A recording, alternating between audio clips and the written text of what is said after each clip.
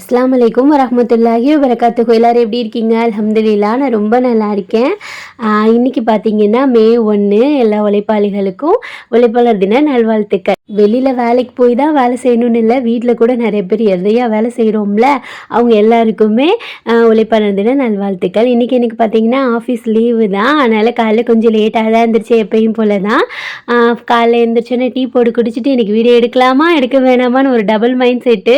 சரி எடுப்போன்னு எடுக்க கிளம்பியாச்சு. ஃபோன் கொஞ்சம் ப்ராப்ளமாக இருக்குது, அதனால் அவ்வளோவா வீடியோவும் எடுக்க முடியலை.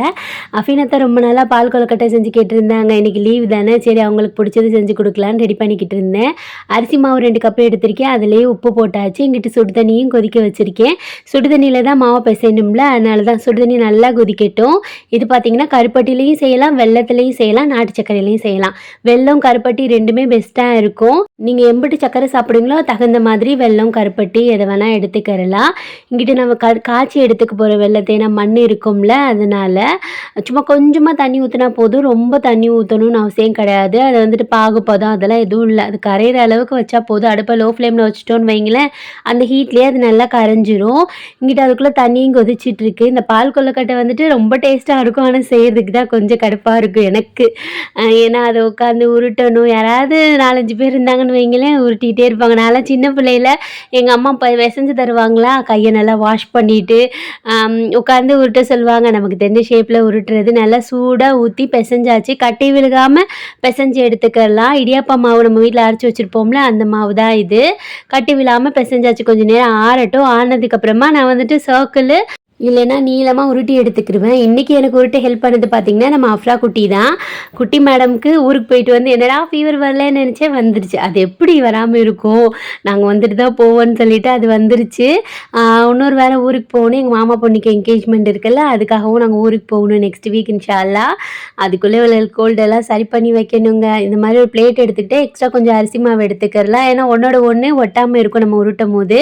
இந்த மாதிரி கொஞ்சம் தூவிட்டு கொஞ்சம் நேரம் உட்காந்து அப்படியே உருட்டலாம். நிறுத்தி விட்டோன்னு வைங்களேன் ரொம்ப லேட் ஆயிரும். இந்த ப்ரொசீஜர் தான் பார்த்திங்கன்னா எனக்கு பிடிக்காது. என்ன பண்ணுறது, ஒரு சிஸ்டர் கேட்டிருந்தாங்க நீங்கள் சோஃபா பெட்ஷீட் அதெல்லாம் சொல்லுங்கள் சிஸ்டர்ன்னு சொல்லிட்டு. சோஃபா பார்த்திங்கன்னா எங்கள் மாமா கடையில் வாங்கினேன், நான் ஆல்ரெடி சொல்லியிருக்கேன். திருப்பூர் காட்டன்னு இருக்கும் தேனாம்பேட்டையில், அங்கே தான் நான் வாங்கினேன். பெரிய கடையாக தான் இருக்கும், அந்த பஸ் ஸ்டாப் பக்கத்துலேயே இருக்கும் அந்த கடை, திருப்பூர் காட்டன் இருக்கும். உங்களுக்கு வேணும்னா போய் சர்ச் பண்ணி பாருங்கள். அப்புறம் ஸ்கின் கிளினிக் பற்றி கேட்டிருந்தாங்க. மோஸ்ட்லி நான் எதுவுமே சஜஸ்ட் பண்ணுறது கிடையாது, அது வந்துட்டு ஒவ்வொருத்தவங்க விருப்பம். எனக்கு சஜஸ்ட் பண்ணுற அளவுக்கு என்ன சொல்கிறது, எதுவுமே நான் மோஸ்ட்லி சஜஸ்ட் பண்ண மாட்டேன். இங்கே வாங்குங்க, அங்கே வாங்குங்க, இங்கே போங்க, அங்கே போங்கன்னு சொல்லிட்டு. நம்ம வீடியோ ரெகுலராக பார்க்குறவங்களுக்கு தெரியும், அந்த ப்ரொமோஷன் வீடியோவை நான் அதனால தான் பண்ண மாட்டேன். அது எனக்கு பிடிக்காது, அதனால் நான் பண்ண மாட்டேன் சிஸ்டர், நீங்கள் எதுவும் நினச்சிக்காதீங்க. அதனால தான் ரிப்ளை பண்ண முடியல உங்களுக்கு. நீங்கள் என்னை பற்றி எல்லாம் தெரிஞ்சுட்டு தான் கொஷின் கேட்குறீங்க, எனக்கு நல்லாவே தெரியுது. பரவாயில்ல, ஓகே, இவ்வளோ தான் எனக்கு ஆன்சர் பண்ண முடிஞ்சிச்சு. இப்போ பால் கொழுக்கட்டை வந்துட்டு ரெடி பண்ணுறதுக்காக நம்ம அஃப்ரா குட்டி தான் ஹெல்ப் பண்ணிக்கிட்டு இருந்தாங்க. நம்ம சின்ன பிள்ளையா இருக்கும்போது இப்படி தான் சுற்றி உட்கார வச்சுக்கிடுவாங்க. நாங்கள் சின்ன வயசில் ஜாயின்ட் ஃபேமிலியா, அப்போ வந்துட்டு இப்படி தான் உட்காந்து உருட்டிகிட்டு இருப்போம். நல்லாயிருக்கும், அது ஒரு ஸ்வீட் மெமரிஸாக இருக்கும்ல. சட்டுன்னு வேலையும் முடிஞ்சிடும். பாப்பா அழகாக குட்டி குட்டியாக சர்க்கிளாக உருட்டி கொடுத்துட்டு இருந்தாங்க. நிறைய பேர் அஃப்ரீனாத்தாக்கு இப்போ எப்படி இருக்குது, ஆமாம் சிஸ்டர் கண்ணு போட்டிருக்கோம் அப்படின்னு சொல்லியிருந்தீங்க. இன்ஷா அல்லாஹ் நீங்களாம் துவா பண்ணும்போது எங்களுக்கு என்ன ஆக போகுது, அஃப்ரீனத்தா அல்ஹம்துலில்லாஹ் நல்லா இருக்காங்க. கொஞ்சம் 2 days பெயின் இருந்துச்சு, இப்போ கொஞ்சம் பரவாயில்ல, அவ்வளோதான். ரொட்டீன் ஸ்டார்ட் ஆயிடுச்சு. அவங்கவுங்க வேலைக்கு போயிட்டாங்க. 2 நாளைக்கு மேலே அவங்களுக்கு ரெஸ்ட் எடுக்கவே முடியல, ஏன்னா நான் வேலைக்கு போகணும், நெக்ஸ்ட் வீக் லீவ் போடணும், கமிட்மெண்ட்ஸ் இருக்குது அப்படி இப்படின்னு சொல்லிட்டு கிளம்பிட்டாங்க. என்ன பண்ணுறது, அப்படி தான் இருக்கும்ல நம்மளோட லைஃபு, அந்த மாதிரி தான். அல்லாஹ் இந்த அளவுக்கு நமக்கு லேசாக்கி வச்சுருக்கிறதுக்கு அல்லாஹ்க்கு தான் தேங்க்ஸ் சொல்லிக்கிறணும். இப்போ நல்லா உருட்டி எடுத்தாச்சா, ஒரு 2 ஸ்பூன் மாவு வந்துட்டு கரைச்சி எடுத்துக்கிறேன், ஏன்னா அது க்ரீமியாக இருக்கும்ல, அதுக்காக. இங்கிட்டு ஒரு பானையில் வந்துட்டு ஒரு அரை அளவுக்கு தண்ணி வச்சுருக்கேன், நல்லா கொதிச்சு வரட்டும். நான் ஒரு தேங்காயில் பாதியிலேருந்து 3/4 தேங்காய் அளவுக்கு எடுத்துக்கிடுவேன். தேங்காய் பூ நிறைய போட்டால் கொஞ்சம் டேஸ்ட் நல்லா இருக்குமா, அதனால தான். தண்ணி நல்லா கொதிச்சதுக்கப்புறமா நம்ம உருட்டி வச்சுருக்கோம்ல, அந்த கொழுக்கட்டையே ஆட் பண்ணிட வேண்டியதான். நல்லா கொதிச்சதுக்கப்புறமா தான் ஆட் பண்ணணும், முன்னாடி ஆட் பண்ணிட்டிங்கன்னா களி மாதிரி ஆயிரும். கொஞ்சம் கொஞ்சமாக ஆட் பண்ணுங்கள், அடுப்பை ஃபாஸ்ட்டாக வச்சுட்டு ஆட் பண்ணுங்கள், கிண்டி விட்டுட்டே இருங்க. இதெல்லாம் குட்டி குட்டி ஸ்டெப்பு, நான் எனக்கு தெரிஞ்சது சொல்கிறேன். நான் இப்படி தான் செய்வேன். அதனால தான் நல்லா மிக்ஸ் பண்ணிவிட்டு நான் 2 ஏலக்காய் போட்டுக்கிட்டேன் வாசனைக்காக. இது எல்லாமே ஆப்ஷனல் தான். ஏலக்காய் ஸ்மெல் பிடிக்காதுன்னா நீங்கள் ஸ்கிப் பண்ணிக்கோங்க. இதில் கொஞ்சமாக உப்பு போட்டுக்கிறலாம். அப்போ தான் அந்த ஸ்வீட்டை வந்துட்டு எடுத்து கொடுக்கும். அதுக்குள்ளே இங்கிட்டு வெல்லமும் நல்லா கரைஞ்சி வந்துருச்சு. அதையும் நம்ம வடிகட்டி எடுத்துக்கலாம். ஏன்னா அதில் மண் இருக்கும்ல, அதனால தான். இந்த ரெசிபி பார்த்தீங்கன்னா ஆல்ரெடி நான் அப்லோட் பண்ணியிருக்கேன். இருந்தாலும் ஒரு சிஸ்டர் கேட்டனால நான் அப்லோட் பண்ணுறேன்.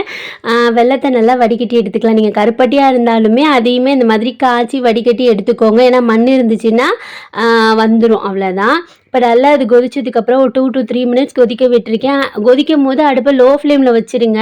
இல்லைன்னா பால் மாதிரி பொங்கி கொட்டிடும். இப்போ வந்துட்டு நம்ம வெல்லத்தை ஆட் பண்ணிக்கிறலாம். வெல்லம் உங்களுக்கு பத்தலைன்னா கூட நீங்கள் சர்க்கரை, நாட்டு சர்க்கரை ஏதாவது இந்த ஸ்டேஜில் நீங்கள் ஆட் பண்ணிக்கிறலாம். எனக்கு கரெக்டாக இருந்துச்சு அந்த தித்திப்பு. அவ்வளோதான். பாருங்கள் எவ்வளோ தண்ணியாக இருக்குது. இதுக்காக தான் அந்த 2 ஸ்பூன் மாவு வந்துட்டு கரைச்சி வச்சுருக்கேன்ல, அதை வந்துட்டு இதில் ஆட் பண்ணணும். அப்புறம் வந்துட்டு நல்லா க்ரீமி ஆயிரும். இது அந்த மாவு தான், அரிசி மாவு தான் கரைச்சி வச்சுருக்கேன். அதை தான் நான் ஆட் பண்ணுறேன். இப்போ நல்லா கொதிக்கட்டும். ஒவ்வொன்றும் கொதிச்சதுக்கப்புறமா தான் நம்ம நெக்ஸ்ட் இன்க்ரீடியன்ட்ஸ் வந்துட்டு ஆட் பண்ணணும். இதுக்குள்ளே நான் தேங்காவையும் பூ எடுத்து வச்சுருக்கேன். பாலாக அரைக்கலை, நம்ம பூ எடுப்போம்ல, மிக்சியில் ஒரு 2 சுற்று சுற்றணும்னு வைங்களேன், தண்ணி ஊற்றாமல் அழகாக பூ மாதிரி வந்துடும். நான் வந்துட்டு ஆப்ஷனலாக தான் இதை ஆட் பண்ணியிருக்கேன். நெய்யில் வந்துட்டு முந்திரி வறுத்து போட்டிருக்கேன். உங்களுக்கு வேணும்னா நீங்கள் போட்டுக்கிறதா, இல்லைன்னா ஸ்கிப் பண்ணிக்கிறலாம், ஒரு பிரச்சனையும் இல்லை. கொஞ்சம் ரிச்சாக இருக்குமா, அதனால தான். இப்போ தேங்காய் பூவை ஆட் பண்ணிடலாம். நல்லா மிக்ஸ் பண்ணிவிட்டு நம்ம வறுத்து வச்சுருக்கோம்ல, அந்த முந்திரியை ஆட் பண்ணிடலாம். நீங்கள் இப்படியே கூட சர்வ் பண்ணலாம். இதுவுமே நல்லா டேஸ்ட்டாக இருக்கும். பால் கொழுக்கட்டையில் சில பேர் ஃபஸ்ட்டே பாசிப்பருப்பு இருக்கும்ல, அதை வேக வச்சுட்டு கூட அந்த தண்ணியில் செய்வாங்க. இந்த மாதிரி செய்கிறதும் நல்லா டேஸ்ட்டாக இருக்கும். கண்டிப்பாக ட்ரை பண்ணி பாருங்கள். ரொம்பவே டேஸ்ட் நல்லா இருந்துச்சு. உப்பு ஏன் போடுறோம்னா அந்த தித்திப்பை கொஞ்சம் எடுத்து கொடுக்குமா, நல்லா டேஸ்ட்டாகவும் இருக்குது. இல்லைன்னா சப்பட்டின்னு இருக்கிற மாதிரி இருக்கும். அதனால தான். நல்லா க்ரீமியாக சூப்பராக பால் கொழுக்கட்டை ரெடி ஆயிடுச்சு. பாருனவுடனே சர்வ் பண்ண வேண்டியது தான். எனக்குலாம் பால் கொழுக்கட்டை ஃப்ரிட்ஜில் வச்சுட்டு ஜில்லுன்னு சாப்பிட்டா ரொம்ப பிடிக்கும். அது ஐஸ்கிரீம் மாதிரி இருக்குமா, அதனால தான். அஃப்ரீனாத்தா வேலைக்கு போயிருக்காங்க, சட்டுன்னு இங்கிட்டு வாங்கன்னு சொல்லி சர்ப்ரைஸ்ன்னு சொல்லிட்டு கொடுத்தேன். வீடியோலாம் எடுக்கலை, பிள்ளைக்கே பாவம் கண்டுபட்டு அடியெல்லாம் பட்டிருக்குல்ல, அதனால தான். எப்பயும் போல் இங்கிட்டு வேலை முடித்தோடனே பாத்திரம் சேர்ந்துரும்ல, அந்த மாதிரி பாத்திரம் சேர்ந்துருச்சு. அதை வாஷ் பண்ணிவிட்டு நானும் சாப்பிட்டு முடிச்சிட்டேன். இன்றைக்கி ஃப்ரைடேன்றனால எல்லாருமே ஹேர் வாஷ் பண்ணுவோம்ல, அதனால் ஃபஸ்ட்டு அஃப்ரா குட்டிக்கு ஹேர் வாஷ் பண்ணிக்கிட்டு இருந்தேன். லைட்டாக ஃபீவர் இருந்துச்சு நேற்று. இன்றைக்கி தான் கொஞ்சம் ஹெவியாக இருக்குது. ஈவினிங் இன்ஷால்லாம் வந்தோடனே ஹாஸ்பிட்டலுக்கு கூட்டிகிட்டு போகணும். நம்ம ஊருக்கு போகிறதுக்குள்ளே நம்ம பிள்ளைங்களெல்லாம் ஓரளவுக்கு செட் பண்ணி வைக்கணும். இல்லைன்னு வைங்களேன், அவ்வளோதான். ஊருக்கு போய் கொஞ்சம் கஷ்டமாக இருக்கும். ஊர்லேயும் அவ்வளோவா ஹாஸ்பிட்டல் இருக்காதா, அதனால தான். அப்படியே வீடையெல்லாம் க்ளீன் பண்ணிவிட்டு அஃபீனாத்தாவும் வந்துட்டு குளிச்சுட்டு நமாஸ் படிக்கிறதுக்கு கிளம்பிட்டாங்க பள்ளிக்கு. இன்றைக்கி நம்ம வீட்டில் சாப்பாடு நான் சமைக்கலை. அம்மா வந்துட்டு அவங்க வீட்டுக்கு கூப்பிட்டுருந்தாங்க லஞ்சுக்கு, அதனால தான் நான் போகிறேன். ஒரு நாளைக்கு ரெஸ்ட்டுங்க. இந்த மாதிரி நம்ம உழைப்பாளிகளாக இருக்கும்போது நமக்கு வந்துட்டு கொஞ்சம் ரெஸ்ட்டு கொடுக்கணும்ல. ஆனால் அம்மாவுக்கு தான் ரெஸ்ட்டே கிடையாது. அவங்க தான் பெரிய உழைப்பாளி, எல்லா அம்மாவுமே, எல்லா அம்மா அத்தா எல்லாருமே. அப்புறம் துணியெல்லாம் காய போட்டுட்டு வீடெல்லாம் கொஞ்சம் நீட் பண்ணி வச்சுட்டு போனேன். ஏன்னா வந்தவுடனே கொஞ்சம் நல்லா ஒரு குட்டி தூக்கத்தை போடலாம்ல, அதனால தான். அந்த பெட் கவர் வந்துட்டு ரொம்ப நல்லா இருக்குது. நான் யூஸ் பண்ணி பார்த்துட்டு சொல்லலான் இருந்தேன். மீஷோவில் தான் வாங்கியிருந்தேன் நான். ரொம்ப நல்லா இருந்துச்சு. 250 rupees. எனக்கு லிங்க்கெல்லாம் ஷேர் பண்ண தெரியாது, அதனால என்னால் ஷேர் பண்ண முடியலை. இல்லைன்னா கண்டிப்பாக நான் ஷேர் பண்ணுவேன். அதே மாதிரி இந்த ப்ராடக்ட்டு, இந்த ஸ்கின் கேரு, அதெல்லாம் எனக்கு தெரிஞ்சது வேணால் நான் ஷேர் பண்ணுவேன். மற்றபடி ரெக்கமெண்டேஷன் அந்த மாதிரிலாம் எனக்கு தெரியலைங்க, அதனால தான் எனக்கு சொல்ல முடியலை. ரொம்ப நாள் ஆச்சு சாம்பிராணி போட்டு. ஃப்ரைடே வேறு கொஞ்சம் குட் வைப்ஸாக இருக்கும்ல, அதனால் சாம்பிராணியும் போட்டாச்சு. அவ்வளோதான். கடன்னு கிளம்பி அம்மா வீட்டுக்கு போகணும். அதுக்கு முன்னாடி முக்கியமான ஒரு விஷயம் இருக்குல்ல, நமாஸ் படிக்கிறது. அதை படித்து முடிச்சுட்டு அல்லாட்ட நிறைய துவா கேட்டுட்டு நானும் அஃப்ரா குட்டியும் கிளம்பியாச்சு. அஃப்ரா குட்டி நல்லா குளிச்சுட்டு ஃப்ரெஷ்ஷாக இருந்தாங்க. உங்கள் மூஞ்ச பார்த்தாலே தெரியும் ஜுரம் வரப்போகுதுன்னு சொல்லிட்டு நல்லா பிங்கிஷாக இருந்தாங்க. அப்போயே நினச்சேன் மேடம்க்கு ஏதோ ஜுரம் வரப்போகுது போல் இருக்குது. அது இல்லாமல் நம்ம பிள்ளைங்க உடம்பு சரியில்லைன்னு வைங்களேன், ஒரு 2 days முன்னாடி நல்லா சாப்பிடுவாங்க, நல்லா பண்ணுவாங்க, ஆக்டிவாக இருப்பாங்க. அஃப்ரா குட்டி ஜுரம் சொல்லு, ஜுரம் சொல்லு. ஜுரன்றனால குழந்தை பேச மாட்டேங்கிறார்கள். என்ன, நானும் அம்மா வீட்டுக்கு போட்டு கொஞ்சம் திங்ஸ் எல்லாம் எடுத்து வச்சுட்டு அம்மா கொஞ்சம் பால் கொழுக்கட்டை ஊற்றி வச்சுட்டு நானும் ரெடி ஆகிட்டேன். அவ்வளோதான். அங்கே போயிட்டு அஃப்ரா குட்டிக்கும் அஃப்ரீன் அம்மாவுக்கும் ஹேர் கட் பண்ணணும். ஆல்ரெடி நம்ம குட்டி வீடியோ பார்த்துருந்தீங்கன்னா தெரிஞ்சிருக்கும் ஹேர் கட் பண்ணுறது. அம்மா எப்பயும் போல தாங்க இன்றைக்கி வெள்ளிக்கிழமைன்றனால சூப்பராக தேங்காய் பால் ஊற்றி தேங்காய் சாதம் செஞ்சாங்க. நான்லாம் சோம்பேறித்தனப்படுவேன், தேங்காய் எண்ணெயிலே காய்ச்சிடுவேன்.